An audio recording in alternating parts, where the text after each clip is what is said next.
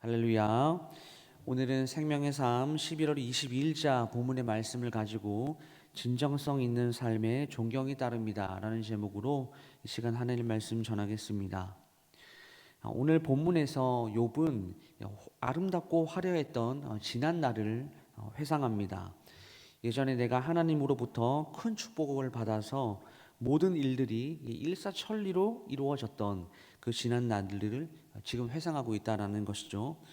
그렇다면 욥이 회상하고 있는 그 지난 날의 아름다운 추억은 무엇일까요? 먼저 욥은 이 삶의 풍요로움과 윤택감을 회상하고 있습니다. 본문 18절 말씀 보시게 되면 욥이 이렇게 말하고 있죠. 나는 내 보금자리에서 숨을 거두며 나의 날은 모래알같이 마르니라. 여러분, 이게 무슨 말일까요?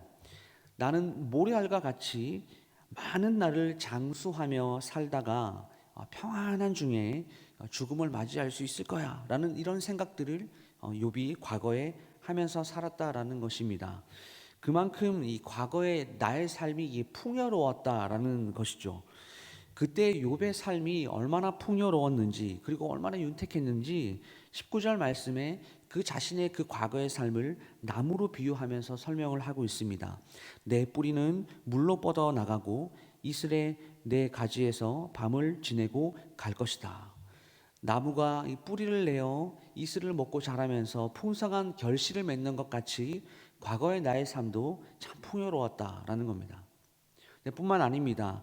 욥은 과거 많은 사람들로 하여금 영광을 받고 또 거룩한 영향력을 미치며 살았던 지난 날을 회상합니다.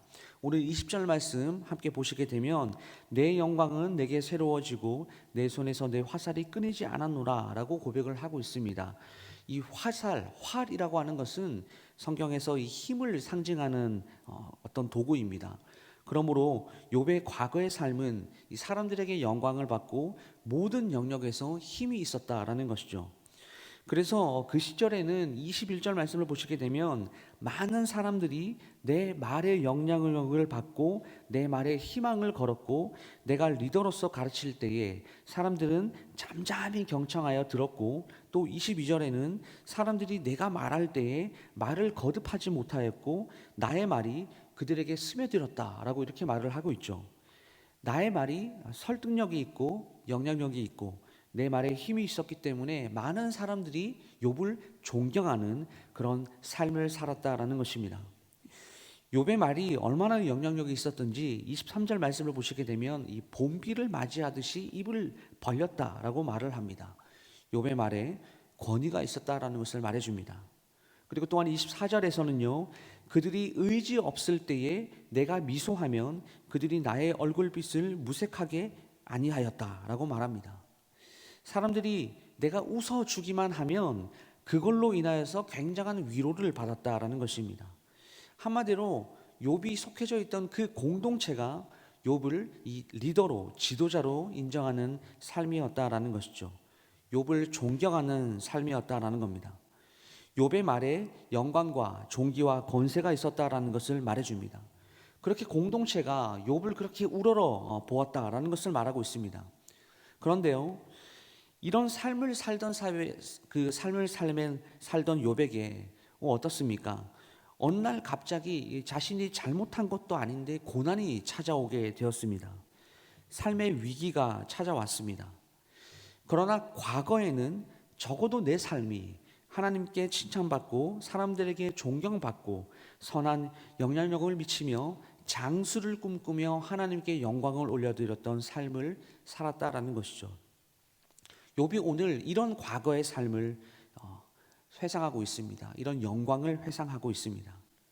그래서 사람들은 마치 나를 25절 말씀에 그들의 길을 택하여 주고 으뜸이 되는 자리에 앉았나니 왕이 군대 중에 있는 것과도 같았고 애곡하는 자를 위로하는 사람도 같았다라고 고백하고 있습니다.